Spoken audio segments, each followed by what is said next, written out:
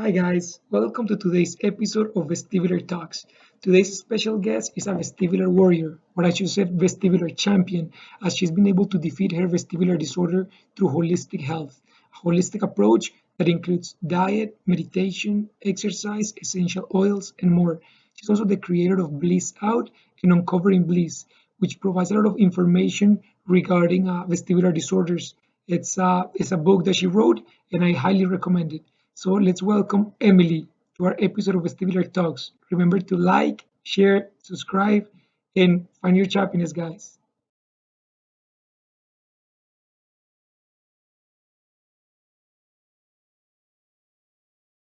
All right, now All we're right. recording. Yay. And welcome to this episode of Vestibular Talks. It really is a pleasure to be able to have you in the show. Thank you. I'm so excited to talk. I know we've been trying to coordinate this, so it finally worked out. Yeah, Yeah.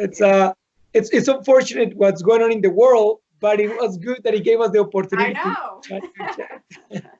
I know. And let's start from the very beginning. Let's take us Okay. back to before the episode of chronic vestibular migraines. Take us back to how your life was before that. Sure.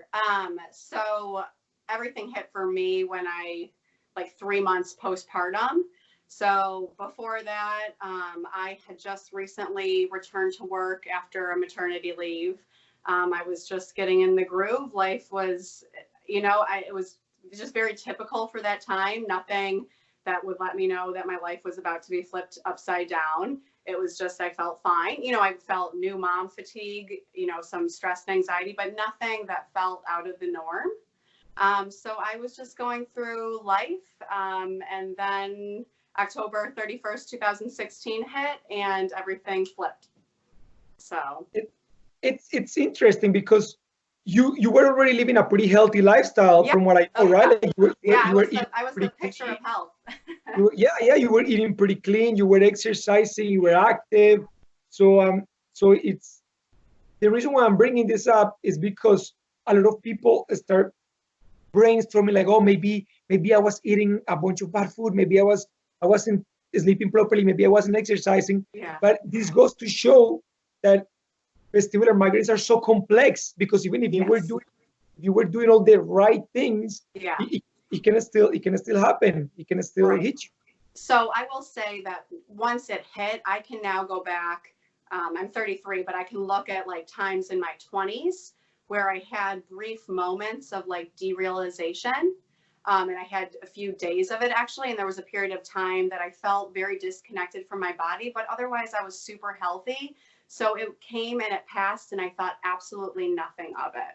It just sort of fell out of my memory, and it wasn't something I thought about again until everything went super intense and chronic. So it's only in retrospect that I have looked at that and seen it as anything. And it's very true because with myself as well, I was thinking, I'm like, but I always was healthy. I never really got migraines. But when I started thinking back about my teenage years, Yeah. I remember having small episodes of this, but they would Mhm. last maybe a couple of days, and then I'll be like, oh, whatever. Like I don't Yes. even know what that was. So Yeah. so yeah, I can completely relate to what you're saying. But Yeah.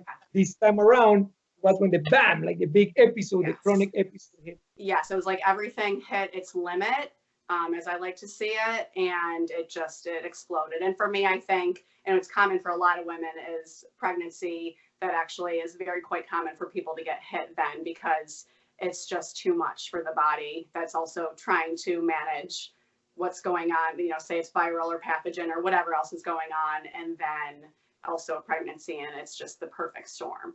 Yes, Yeah. yes, and many women that I've talked to, they got their episode of vestibular condition right after a pregnancy. So you're right. I believe there is a huge hormonal factor that Yeah. plays out with how Right. this Right. starts. Because again, it's very common for it to happen during the teenage years of puberty, Mhm. then during your mid 20s to mid 30s, Yeah. or pregnancies, or after a pregnancy, of course, and maybe around your 50s, 60s, a lot of people get it again. So I believe it has to do with a lot of hormonal, like this balance or hormonal Yeah. changes. Yeah, it's like that the body has to focus so much on like the reproductive system that whatever it was, the immune system, whatever it was trying to do or keep at bay, it no longer can keep it at bay because it's putting so much energy towards the reproductive system. So suddenly it's like, oh, all my energy's there. So whatever else you got going on, suddenly it's like it can't control that anymore. Yeah. All right, Em. Now let's talk about October 31st, 2016. So Yeah. started out as a typical day. You were Yeah. at work, right? Yes, And I then was what at happened? work. I was sitting at work and I remember it incredibly clearly. I was typing on my computer and all of a sudden everything went sideways. My eyes didn't want to focus. I felt like I was floating. I was no longer in a grounded state. And it happened like I blinked and it happened. My anxiety skyrocketed. I immediately like started trying to walk across the office to tell my friends like something serious is happening right now. And I told her and I was super rattled and I called my doctor and I said I have to get in immediately. And oddly, like within an hour of that time, I had a bit of relief, enough Okay. so that I drove to the doctor. I can't say I remember that drive, but I remember getting to the doctor and making them run every blood test. And they sent me home with like an antihistamine. And I got back to work and I remember feeling still completely off kilter. And I remember I sat back down on my computer and I was like, oh, there's no way. Like my eyes weren't focusing, the brain fog, everything had hit. And that's when I got myself home. And I don't remember that drive home. And from that point forward, everything shifted. Yeah, it's very traumatizing. I remember very vividly Yeah. when I first started like happening, and you're right, like it's such a weird sensation because your eyes is like you're right, they can focus. It's like they are trying, and Yeah. even looking at a screen, at a computer screen or at a cell phone, it's Right. hard to focus. And the dizziness, like that's the main thing. Like the dizziness is so strange. Oh, it's so strange. It's almost like, yeah, you're floating, like you're not grounded, but you feel like things are off balance, you're Yes. almost like tilted, like it's Yes, everything oh everything was off kilter. But I'm sure I still looked very normal in those moments of, I guess I was walking, but yeah, no, my whole reality shifted and my eyes went to the point of I was like to that point forward I never saw normal yeah. for a long while. So that's October 31st. Take us maybe a couple weeks or a couple months later. How were you dealing with it? Because being a mom, like you have babies that you have to take care of. So what's It's that? it's such a blur. I remember I went back to work. It was around like a week later because I didn't know what else to do. I mean, I needed to support the family. And I remember I got to work and I could still barely read the computer. I was like very close to the wall when I was walking because I was very scared. Like I was being an actor. I was like trying to pretend that I felt normal. And that went on for a solid 6 months of doing that, of having tons of panic attacks in the bathroom floor, sitting on the bathroom floor, like trying to pull myself together and then going back out and just survival mode of getting through the days is all I can say. Like people ask and it's such an awful blur. It was purely just survival mode. It's and I'm very familiar with your book. I'm very familiar with your podcast. And when I hear your podcast, it just gives me like this like sensation because I can relive it as well as you're talking and describing your story. That you Yeah. said that you feel like you're behind a glass window Yeah. and looking at the real world in the other side. Yeah. So it's such a powerful sensation, even just listening to your podcast because I'm like, yes, like somebody understands it. Like Yes. it's Well, but it's funny because I didn't have that description until like looking back at it. So like I feel for people when they tell me now, they're like, oh, you describe it so well. I'm like, yeah, but when I was in it, I was just a mess. So like, I can say that now, oh, this is what, and then when I started to break through the window when I was at like 90%, I was like, oh, this is what it felt like. But when you're in the deep throes of it, it is so hard to put words to how awful it feels and what it even feels like. I felt like I sounded crazy. yeah. Yeah. So doctor appointments, when did they finally say, oh, this is a vestibular condition? Oh, 18 months in. I saw so many GP general practitioners that I had the first one or maybe the second one I saw. She said, oh, it's probably something with your inner ear. Why don't you take Sudafed for a month and see if you get better? Nothing, never said vestibular. They sent me to PT and I went. But again, I could act so normal even though it felt so bad.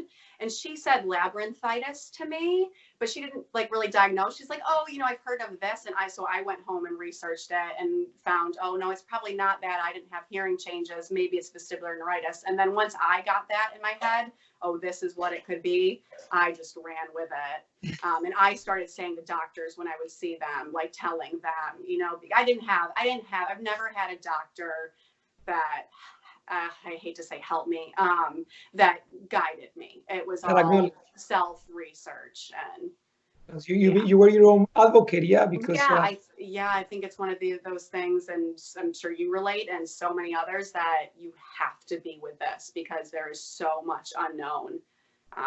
You have to be. So about 18 months later, throughout those 18 months, it was a living hell, I'm assuming, because you're dealing with all these symptoms. At what point did it finally start kind of like settling, that you were able to be like, okay, this is getting better, it's improving? So I would say first 6 months, I couldn't see any difference. I'm sure there was. I think there might have been minimal things, like I felt like it was so hard to retrieve information the first 6 months. And I think once I got through 6 months, I felt like I could think a little bit better, if that makes sense. But still, as far as the floating was still there, the eyes were still off. I would say around a year, I started hitting periods of feeling like I could breathe. Like, not that I still had 24/7 symptoms, but it wasn't so intense that I felt like, that like feeling of just want to like crawl in a hole. Like I felt like I was coming back to life. And there was progress over that first year. It's just the progress is so slow that looking back, I can very much see it. But when I was in it, it just felt endless. So I can very much see the first year. I probably got in the first year to 70-80% better, but still at a year, if you had asked me, if you and I had been talking, I would have been like, no, I feel like hell. Like, this is awful. I would have, even though there had been a lot of progress. It's still, even with a vestibular something, even though you have progress, it doesn't mean that you feel good. It just means you have progress from how bad it was. So, but I would say a year and then 15 months, I remember like experiencing happiness again. And that's why it stays in my head, because it was happiness and a joy for life again. I started to get more into meditation, and get more grounded into my body. And I remember thinking like, okay, like I'm going to come through this. I really will. So from your posts on Instagram, I can see you're very family oriented. You love your children. Yeah. It seems like you have a really tight relationship with your husband as well. Yeah. That you guys support each other a lot. Yeah. How was it for him when this whole thing was starting, and what you were through the whole process of it? Because he's not living it, right? But he's seeing you like that. How was that?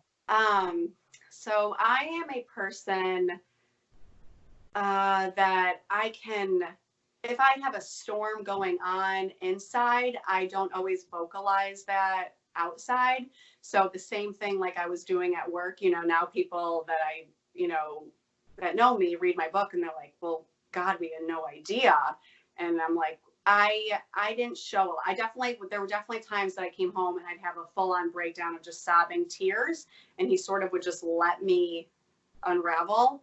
And then I would have to pick myself up and keep going. So I think just him acknowledging I can't fix you, but I can stand by your side and, help you. But yeah, I mean, I wouldn't wish it on any partner. I imagine, I almost think it would have been harder watching somebody else go through it and feeling like, I don't know how I would deal with that. You know what I mean? I definitely think any loved one watching, or if they really care and they really know, like really try to understand that this person's going through something, it's painful. Yeah, you're right. It's painful for the person living it and for the partner trying to comprehend what's going on, because the symptoms are so crazy. Like it's so Yeah, and I think Yeah. that's a problem too, because if you can act normal and or if you look healthy, then people can be like, are you sure? Like, or the things that like doctors would say of like, well, maybe it's just anxiety, and I'm like, no, there's no way, there's not a chance. So Yeah. I think it takes a really open mind and somebody letting you know, even though I can't understand that, I can be there. I think it's opened me up that I think I have a softer heart and a much more empathetic and understanding having gone Gotcha. through Yeah. this. Yeah. Yeah. I agree. And your book was one of the first pieces of information that I found online that helped me when this Oh, was, good. yeah, when this was Yeah. happening. I was doing a ton of research. The same doctors were like, "You're a picture of perfect health. Like, all your blood work is perfect. Your MRIs are perfect. They are like, you're perfect." And I'm like, I don't feel perfect inside. Like something is way off. Mhm. And they kept saying, "We don't know how to help you because everything that we're testing you for, you're You're good." fine. Yeah. So when I found your book, reading through it helped me feel acknowledged. I was like, yes, this, this, this, Yay. this, this. So I started Yay. like feeling like finally. So at what point did you write the book and why did you do it? So I started writing it at the beginning of 2018, and I felt when I hit the 2 year mark, so that would have been like fall of 2018. I'm trying to do my math right here. When I hit like my 2 year mark, I really felt like I had hit recovery or hit a very close point to it between 18 months and the 2 year mark. And at that point, I knew that's when I created my website, Bliss Out. And I was like, I have to share this because nobody's talking about what it feels like, or at least I hadn't found those people yet. Yeah. Like before, I hadn't found that there are plenty of people talking about it now. And so when I got to a point of I had come through what I call like the deep darkness, I knew I wanted to create what I desperately needed when I was in that. So that's when I knew I had to. And also, it was super therapeutic to write. I had been holding a lot on my chest that I told hardly anyone. So like my husband knew and close family, but I was trying to keep a life like all Yeah. together. So I didn't tell a lot of people. Yeah. You're probably one of the strongest people that I've ever met because you like reading through your book and listening to your podcast, like the way how you were able to live a normal life while dealing with this darkness and this hell going on inside, and in the outside you were still acting like you were normal. Like it's yeah, I don't know. I think it definitely took its toll, and that's why I had to like release it, because when you're holding something so heavy, it definitely takes its toll. I also think that was my way of surviving, though. Like if I didn't do that, gosh, I don't know what the other side would have been. Like I just felt like I had to prove it to myself that I could, so that I could keep going, because Yeah. every day feels like a new beginning. Yeah. When you're in the deepness of it. Yeah. At what point do you find the essential oils?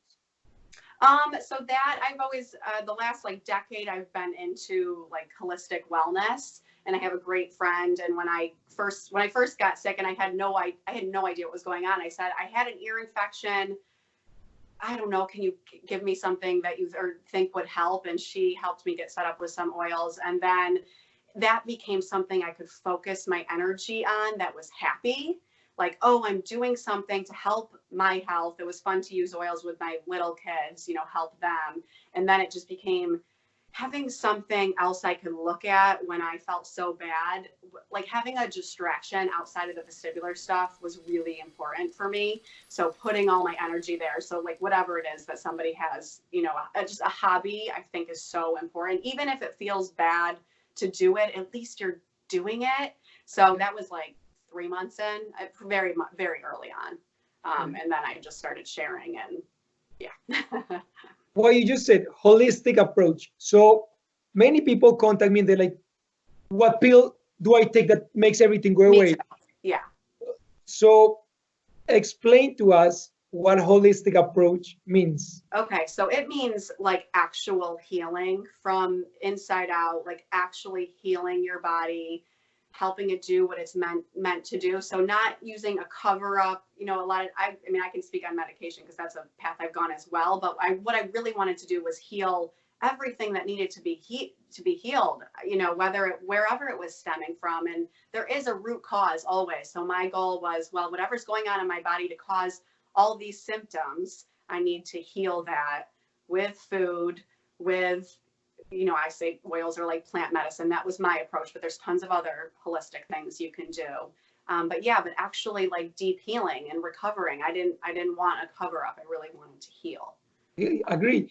And diet, it's such important part of this holistic approach.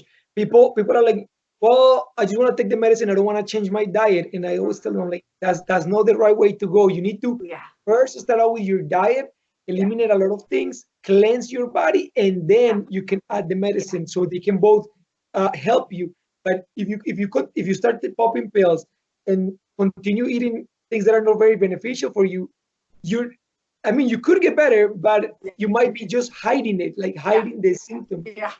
So my 5-year-old goes like this when he agrees with what you're saying. This is what they do in kindergarten. So yes, that's like everything. I could say that, like, that is it. So people come to me all the time. They're like, what? They don't want to know anything else that I've done. They just want to know which medication will make it go away. And I will always say, diet, whatever you do, if you don't look at your diet and make shifts there, then it's going to be detrimental. You have to. And it's something I'm going to get louder and louder about because it needs to be screamed. And it doesn't mean it's a quick fix.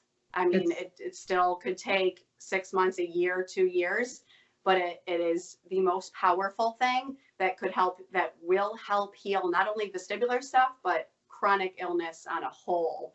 And like so many people, what they're dealing with, whether it's whatever vestibular something it is, the root cause is something that needs to be healed. And you can never ignore diet. Diet can never be ignored. So I am like right on par. Like if you're going to eat, people, when they start out just throwing medicine at it, it's super unfortunate because they'll never know what the power they could have had.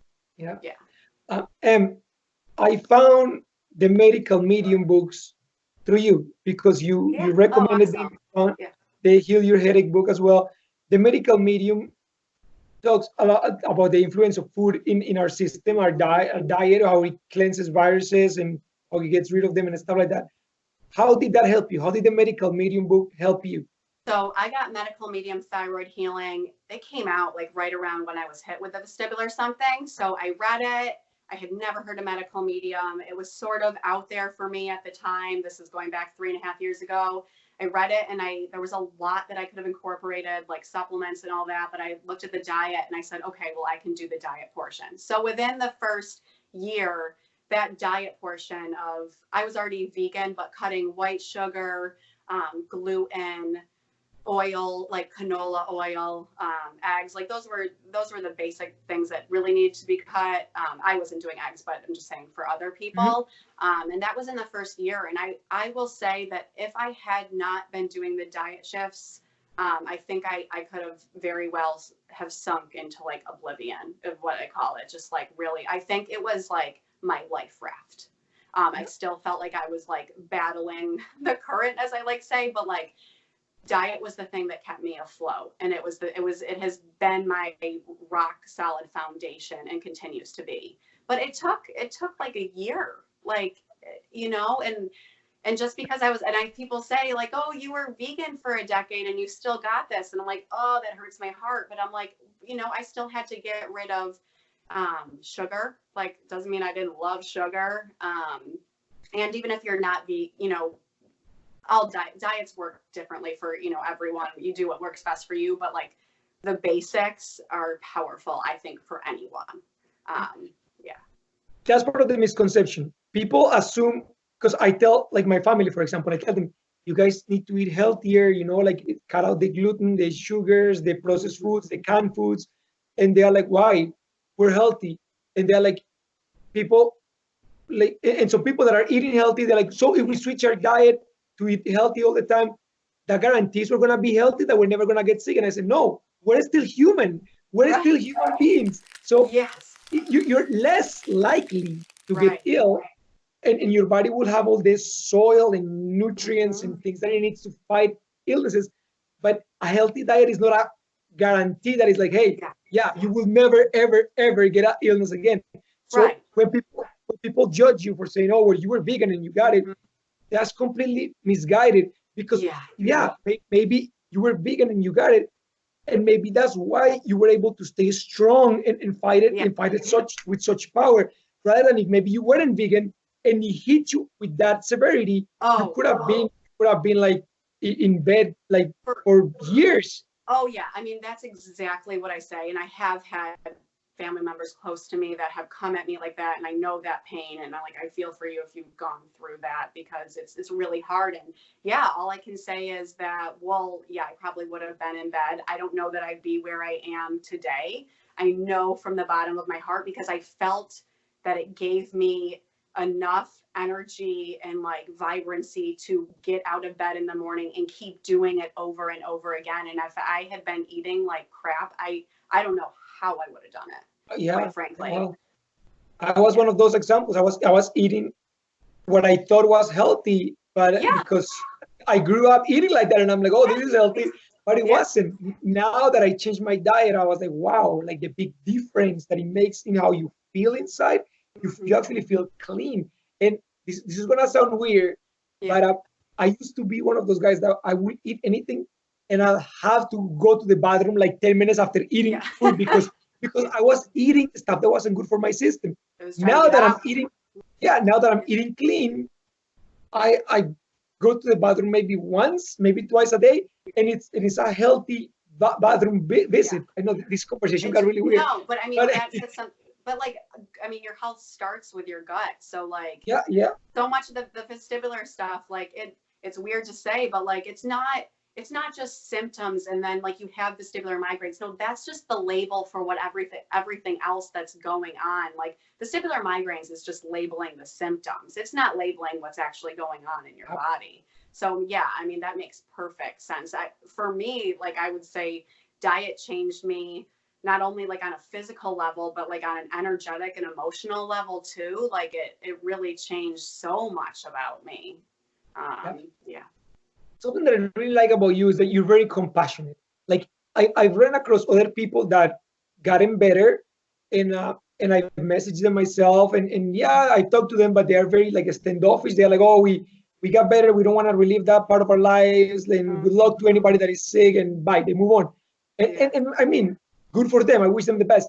But with you, every single time that I reached out to you saying, hey, somebody needs help. Hey, somebody needs to talk to you. Hey, somebody, you've always said, sure, how can I help? So I think that's part of that speaks volumes about your personality because Thanks. you're able to put yourself in those people's shoes because you were there at some point and you're like, you know what? I want to help them, especially if they have young children that they are dealing with and that they need to take care of, right? Yeah. Yeah. I mean, I think it's just, it helps me heal too.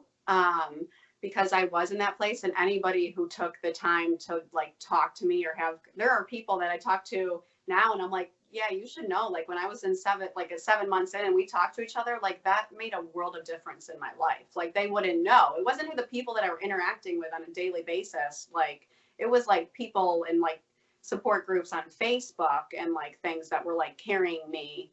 Yeah, it made a monumental difference. So if I can do that for someone else, like it helps me too. And I want more people to know that they can heal and recover regardless of what somebody on Facebook is saying or some doctor is saying. Like that's a message that I want to scream from the rooftops. And recovery doesn't look the same for all of us, but I want more people to know that you can take your life back for Yeah, sure. yeah, Yeah. it's possible. Yes. Yeah. You did the your holistic healing with the meditation, the oils, all of that, Mhm. without medication for about 2 years, correct? Yeah, Without close it, to I didn't. 21 months in, I started medication, You which I'm almost okay. off of now. Yeah. You start amitriptyline, right? Yeah, I'm down to like my last dosage before I can get off of it. So that's what And I'm how doing. was that? Because for me, I was doing the same Yeah. thing. I was without medication for about 9 months, and Yeah. then I said, you know what? I feel that I need something to take me over the little hump of Yes. Yeah. improvement. So I started taking flunarizine. Okay. So I have seen improvements Right. adding the medication, but I Yeah. obviously the diets and everything else came first. So Yeah. with you, once you started the medication, do you notice a positive change? Like, do you notice, oh wow, like I actually Yeah. got better?